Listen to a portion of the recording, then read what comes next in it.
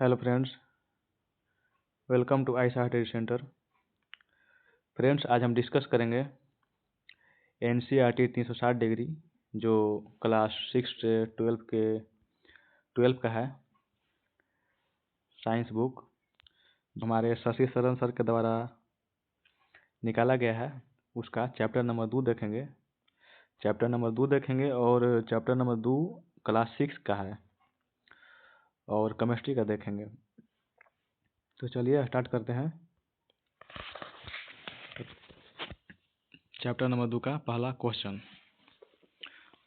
है, किसी वस्तु को बनने के लिए यह किस पदार्थ पर निर्भर होता है। किसी वस्तु को बनाने के लिए किसी पदार्थ का चयन निर्भर होता है, यानी कि किस पे निर्भर होता है। तो इसका आंसर हो जाएगा ए और बी दोनों, पदार्थों के गुणों के आधार पर और पदार्थ के उपयोग के आधार पर। इसका डिस्कशन देख लेते हैं।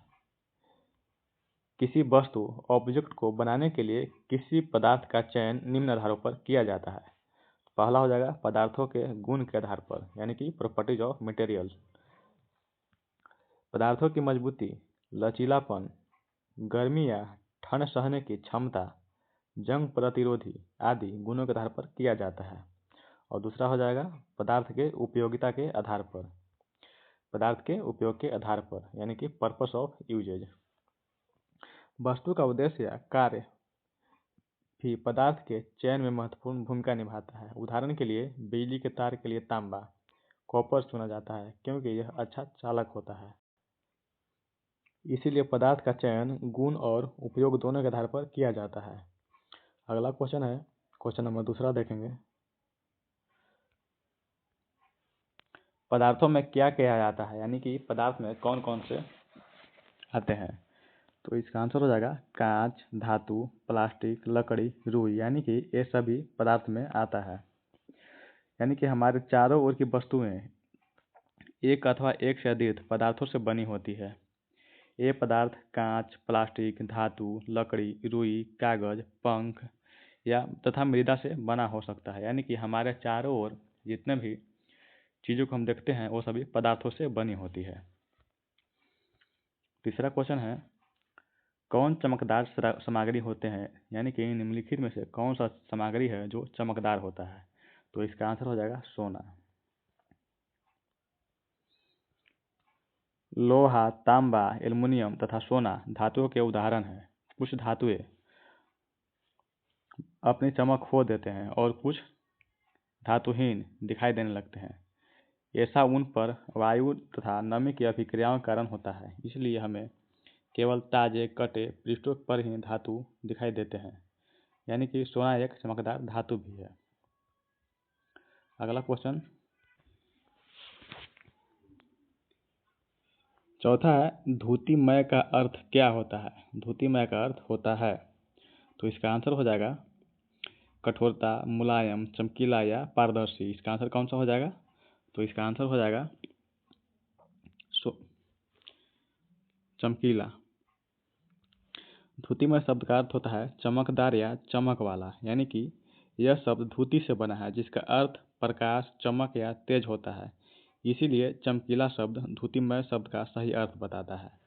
अगला क्वेश्चन है, कठोर पदार्थ कहा जाता है। कठोर पदार्थ कहा जाता है, यानी कि कौन से पदार्थ को हम कठोर पदार्थ कहेंगे। तो इसका आंसर हो जाएगा ए और बी दोनों। ए में क्या है, जिनको दबाना मुश्किल होता है, संपीड़ित करना कठिन होता है। यानी कि पदार्थ, कठोर पदार्थ हम किसको कहेंगे, जिसको दबाना मुश्किल होता है और संपीड़ित करना मुश्किल होता है, उसको हम कठोर पदार्थ कहते हैं।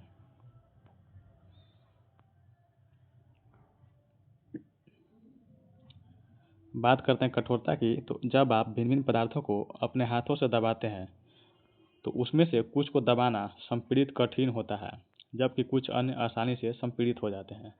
धातु की एक चाबी लीजिए तथा उसमें लकड़ी, एल्युमिनियम, पत्थर का टुकड़ा, कील, मोमबत्ती, चाक, अन्य कोई पदार्थ अथवा वस्तु के पृष्ठों को खोजने का प्रयास करें। आप कुछ पदार्थों को आसानी से खरोच सकते हैं जबकि कुछ को नहीं खरोच सकते। वे पदार्थ, यानी कि वे पदार्थ जिन्हें आसानी से संपीड़ित किया अथवा खरोचा जा सकता है, कोमल पदार्थ कहलाते हैं, जबकि अन्य पदार्थ जिन्हें दबाना या संपीड़ित करना कठिन होता है कठोर पदार्थ कहलाते हैं।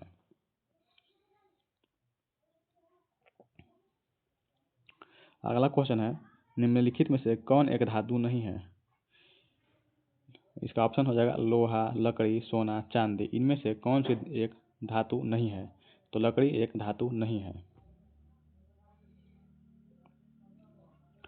पदार्थ जिनमें इस प्रकार की धुति होती है वे प्रायः धातु होते हैं। धुति यानी कि जिसमें चमक होती है वे धातु होते हैं, जैसे लोहा, तांबा, एल्यूमिनियम तथा सोना धातुओं के उदाहरण हैं। कुछ धातुएं बहुधा अपनी चमक खो देती हैं और कुछ धुतिहीन निष्प्रभ दिखाई देने लगती है। ऐसा उन पर वायु तथा नमी की अभिक्रिया के कारण होता है। इसीलिए हमें केवल ताजे कटे पृष्ठों पर ही धुति दिखाई देती है, जैसे कि लकड़ी एक धातु नहीं है। अगला क्वेश्चन है, निम्नलिखित में से असत्य कथन की पहचान करें, यानी कि इनमें से कौन सा कथन गलत है? तो पहला ऑप्शन है, पदार्थ जिन्हें संपीड़ित करना कठिन हो कठोर पदार्थ कहलाते हैं। ये सही है। अगला है, पदार्थ जिन्हें संपीड़ित करना आसान है और जिसे खरोंचा आसानी जा सकता है वे कोमल पदार्थ कहलाते हैं। ये भी सही है। और पदार्थ धातु में हमेशा चमक बनी रहती है, ये गलत है। हमेशा चमक नहीं बना रहता है। अभी हम पढ़ाएं कि धातु में हमेशा चमक नहीं रहता है। कुछ ऐसा धातु है जो नमी और वायु के संपर्क में आकर उसके ऊपर जैसे जंग लग जाता है, जब जंग ही लग जाएगा तो उसका चमक गायब हो जाएगा। अगला क्वेश्चन है, अबिलेय पदार्थ। अबिलेय शब्द का क्या अर्थ है? अबिलेय शब्द का अर्थ क्या है? अबिलेय यानी कि अघुलनशील, जो पानी में अघुलनशील हो उसको हम अबिलेय पदार्थ कहेंगे। तो इसका आंसर हो जाएगा अघुलनशील। अगला क्वेश्चन है, अबिलेय पदार्थ के बारे में सही कथन चुनें। अबिलेय पदार्थ कौन सा है जो सही कथन का चयन करता है? यानी कि ये जल में आसानी से घुल जाते हैं, ये गलत है। काफ़ी समय तक विलोपित करने पर घुल जाते हैं, ये भी गलत है। जल के साथ मिश्रित नहीं होते, ये सही है। जल के साथ जो अबिलेय पदार्थ है वो जल के साथ मिश्रित नहीं होते हैं। काहे ना उसको हम 10 दिन रख दें चाहे 20 दिन रख दें, लेकिन वो जल में मिश्रित नहीं होगा। अगला क्वेश्चन है, निम्नलिखित में से कौन से विलेय पदार्थ का उदाहरण है? यानी कि कौन सा पदार्थ विलेय का उदाहरण है? तो नमक, चीनी, वॉशिंग पाउडर, ये तीनों जल में विलेय का उदाहरण है, इसलिए ये विलेय पदार्थ हो जाएंगे। तो इसका आंसर हो जाएगा उपयुक्त सभी। अगला क्वेश्चन है, निम्नलिखित कथनों पर विचार करें। सभी तरल जल में मिश्रित होते हैं। सभी तरल जल में मिश्रित होते हैं? बिल्कुल नहीं, ये गलत है। सभी तरल कोई ज़रूरी नहीं है कि मिश्रित ही होगा।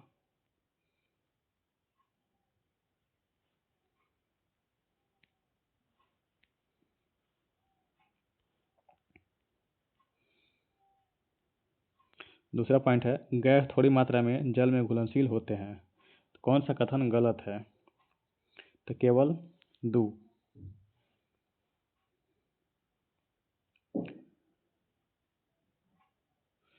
इसमें दोनों गलत होगा, 1 और 2। कथन 1 और कथन 2 दोनों इसमें गलत होगा, क्योंकि कोई जरूरी नहीं है कि सभी तरल पदार्थ जल में घुलनशील ही हो। जैसे तेल, मिट्टी का तेल जल में घुलनशील थोड़ा ना होता है, वो तो ऊपर छला जाता है। हम देखते हैं कि कुछ द्रव जल में पूर्णतः मिश्रित हो जाते हैं तथा कुछ अन्य जल में मिश्रित नहीं होते हैं और कुछ समय तक छोड़ देने पर अपनी पृथक परत बना लेते हैं। कुछ गैसें जल में विलेय हैं जबकि अन्य नहीं। सामान्यतः जल में कुछ गैसें थोड़ी मात्रा में विलीन होती है। उदाहरण के लिए जल में विलीन ऑक्सीजन गैस जल में रहने वाले जंतुओं एवं पादपों की उत्तरजीविता के लिए अत्यंत महत्वपूर्ण है। अगला क्वेश्चन है, निम्नलिखित में से कौन सा कथन सही है? कौन सा विकल्प सही है? पहला है, केरोसिन तेल में जल में विलेय है। केरोसिन तेल जल में विलेय है। अगला है, शहद जल में विलेय है।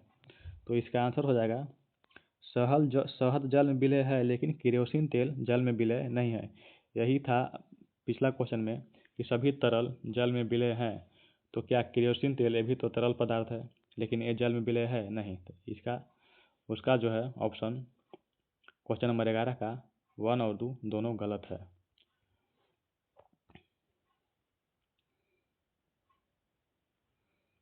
अगला क्वेश्चन देखेंगे 13 नंबर। निम्नलिखित में से कौन सा गलत है? सरसों का तेल जल में विलय है और नींबू का रस जल में विलय है। तो इसका आंसर हो जाएगा दोनों। सरसों का तेल जल में विलय हो जाता है और नींबू का रस भी हो जाता है।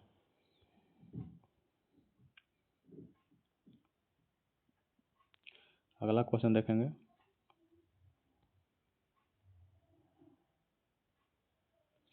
निम्नलिखित में से असत्य है। निम्नलिखित में से कौन सा कथन असत्य है?